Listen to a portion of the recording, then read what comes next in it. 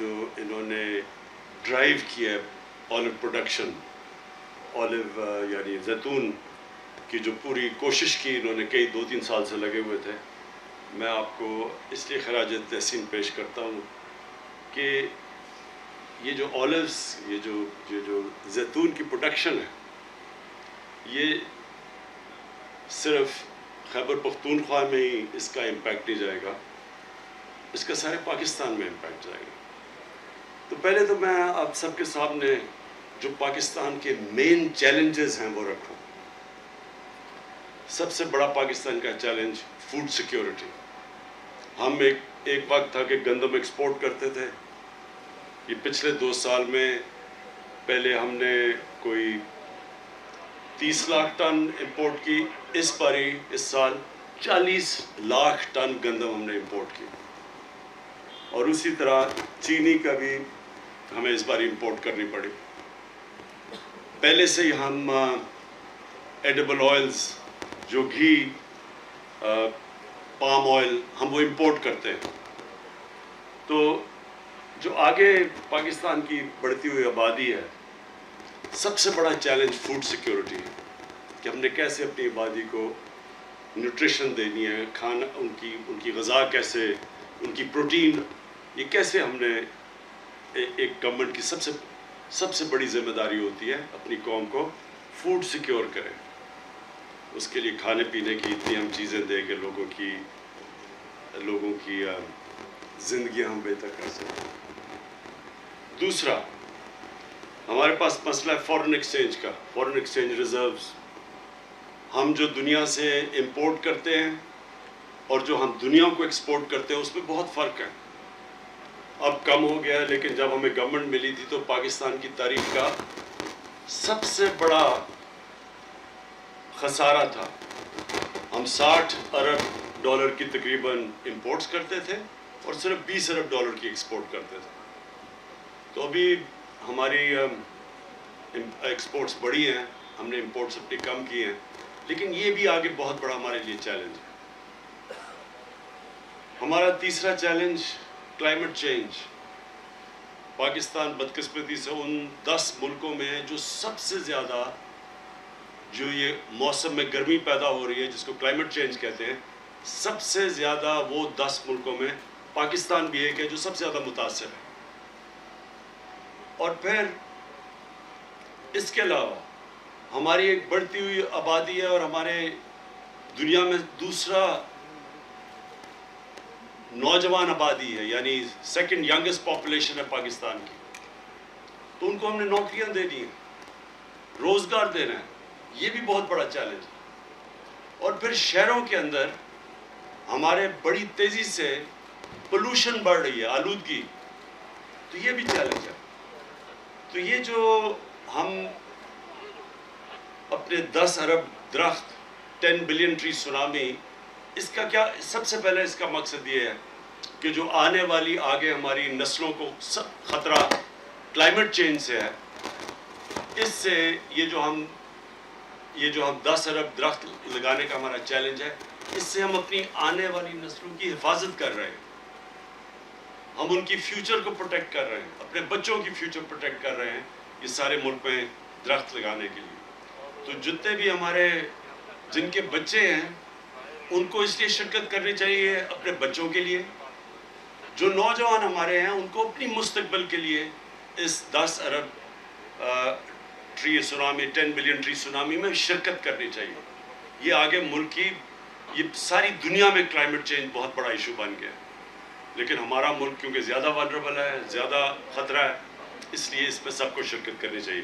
تو یہ جو آج ہم یہ آلو پلانٹیشنز کی، یہ جو زیتون کے درختوں کی ہم پورا یہ آج پلانٹیشن کر رہے ہیں اتنے بڑے علاقے کے اندر، اس کا ایک تو یہ مقصد ہے کہ ہم اپنے ملک کو شجرکاری کر رہے ہیں. دوسرا مقصد کہ جو زیتون ہے، یہ اس سے فورن ایکسچینج آ سکتا ہے.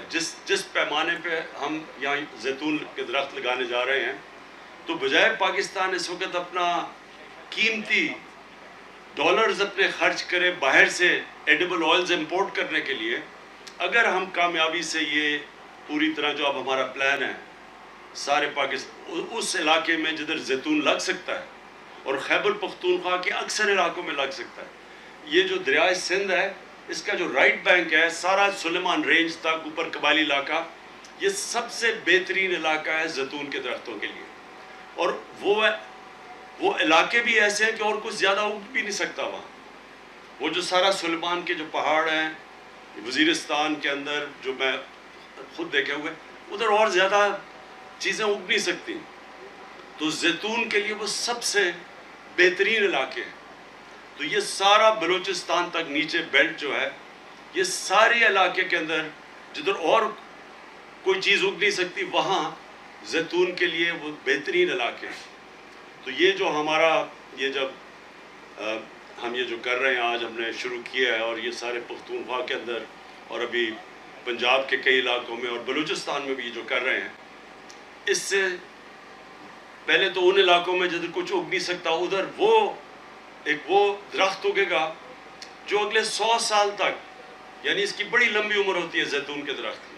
تو یہ ہمیشہ کے لیے ہمارے آنے والی نسلوں کے لیے یہ ایک ایسی چیز بن جائے گی, کیونکہ اس کے زیتون تو دنیا میں ہم ایکسپورٹ بھی کر سکتے ہیں, اس کے بڑے فائدے بھی ہیں. یہ بہترین کوکنگ آئل ہے, اس کے قرآن شریف میں اس کا ذکر ہے زیتون کا. تو اس کے وہ فائدے ہیں جو کہ ابھی تک ہمارا اللہ نے ہمیں اتنی نعمتیں دی, اس ملک میں اتنی 12 موسم دیے, لیکن ہم نے فائدہ نہیں ان کا اٹھایا. تو یہ اس کا اگلا سٹیپ ہے.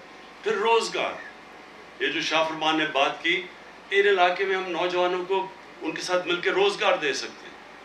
ہم یہ جو اس کی پروسیس کے اندر بڑے نوجوانوں کو نوکریاں مل سکتی ہیں. یہ جو علاقے ہیں زیتون کے, انہی نوجوانوں کو ہم ان کے ساتھ بزنس بھی ماڈل کر سکتے ہیں, ان کو نگہبان بنا سکتے ہیں, جس طرح کہ بلین ٹری سونامی میں ان علاقوں سے ہم لوگوں کو لیتے ہیں وہ پہلے اسی علاقے کے ہوتے ہیں, پہاڑی علاقے کے, پھر وہ اپنے درخت بھی بچاتے ہیں, ان کو پیسے بھی ملتے ہیں, نرسریز بھی اگاتے ہیں.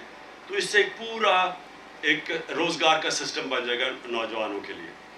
اور جو ہمارے لیے بڑا امپورٹنٹ ہے کہ ہمارا ڈالر بچیں گے, ہم اس کو ایکسپورٹ کریں گے. ہم بجائے ایڈیبل آئل امپورٹ کرنے کے ہم بلکہ ایکسپورٹ کر سکتے ہیں. ہم تو جو ہم نے یہ پوٹینشیل دیکھا پاکستان کا, اسپین میں بہت زیادہ وہ زیتون کا تیل ایکسپورٹ کرتے ہیں, تو ہمارا تو اسپین سے بھی زیادہ پوٹینشیل ہے. ہم تو دنیا کے ٹاپ ایکسپورٹر بن سکتے ہیں زیتون کا. اور انشاءاللہ جو ہم ساتھ ساتھ جو ہمارا بڑا مسئلہ بنا ہوا ہے آلودگی کا شہروں کے اندر, وہ تو جو ہماری 10 بلین ٹری سونامی اور جو شہروں کے اندر اربن پلانٹیشن ہے, جس کے اندر ایک نئی ٹیکنیک نکلی ہے میاواکی, یہ جاپان سے ٹیکنیک آئی ہے کہ وہ ایک ایسا انہوں نے ٹیکنیک نکالا ہے کہ وہ جو جنگل 30 سال میں اگتا ہے وہ 10 سال میں اگ جاتا ہے. اور وہ میں نے لاہور میں 50 جگہ پہ یہ ہم نے پلانٹ کروائے ہیں. یہ جو میاواکی فارسٹ ہے, یہ میں چاہتا ہوں آپ قاسم اپنے فارسٹ ڈپارٹمنٹ کے ساتھ مل کے اربن پلانٹیشن میں پشاور میں کریں خاص طور پہ, کیونکہ پشاور میں بہت آلودگی پھیل گئی ہے. پولوشن جو میں لیولز پڑھ رہا تھا پولوشن کے پشاور میں, وہ بہت اوپر چلے گئے ہیں. تو آپ کو یہ میاواکی فارسٹ کی ٹیکنیکس جدھر جدھر آپ کو علاقے ملتے ہیں, تھوڑے سے علاقے میں یہ ایک تو اگتا زیادہ تیز ہے اور ایک آکسیجن زیادہ دیتا ہے, عام جنگل سے زیادہ آکسیجن دیتا ہے. یہ بڑی سائنٹیفکلی جاپان کے اندر انہوں نے یہ ڈیولپ کی ہوئی ہے ٹیکنیک. تو شہروں کے اندر بھی اپنے لوگوں, وہ بھی اپنے فیوچر میں اپنے بچوں کی, اپنے نسلوں کی, اپنے جنریشنز کی, ان کی صحت کے لیے ہمیں بڑا ضروری ہے کہ شہروں کے اندر بھی ہم یہ اربن فارسٹری کریں.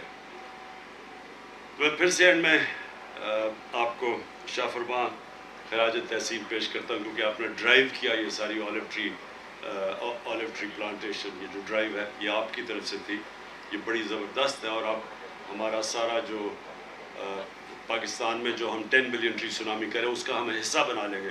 اور آخری چیز میں بھول نہ جاؤں, فروٹ ٹریز, ہمارے پاس پھلوں کے درخت ہم اسی کے اندر شامل کر لیں گے. اس سے بھی مقامی علاقوں کے اندر لوگوں کو روزگار ملے گا, ان کے لیے ان کی آمدنی میں اضافہ ہوگا. پاکستان میں بہت مختلف قسم کے پھلوں کے درخت اگ سکتے ہیں. اور اس میں مسئلہ یہ ہے کہ ہم نے کبھی سوچا نہیں اس کا. ہمارے پاس 12 موسم ہیں.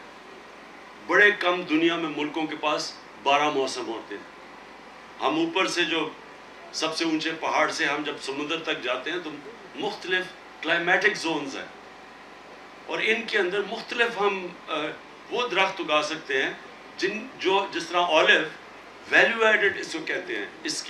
اس درخت سے بہت فائدہ ہو سکتا ہے بنسبت اسی علاقے کے اندر اگر آپ مثلا گندم اگا دیں اور ادھر ہی آپ یہ اولیو اگا دیں, یا ایک ایووکاڈو درخت ہے, اس کا اتنا زیادہ جتنا اس سے فائدہ ہوتا ہے.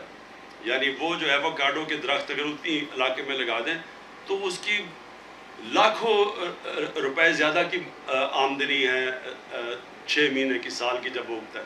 تو اسی طرح اب ہم پوری طرح سارے پاکستان میں زوننگ کریں گے, ڈائریکٹ کریں گے کہ کس علاقے میں کون سا ایسا آپ پھل لگا سکتے ہیں جس پہ آمدنی میں لوگوں کی بہت زیادہ اضافہ ہو سکتا ہے.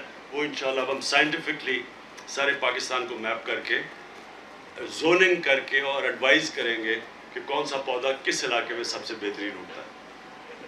بہت بہت شکریہ.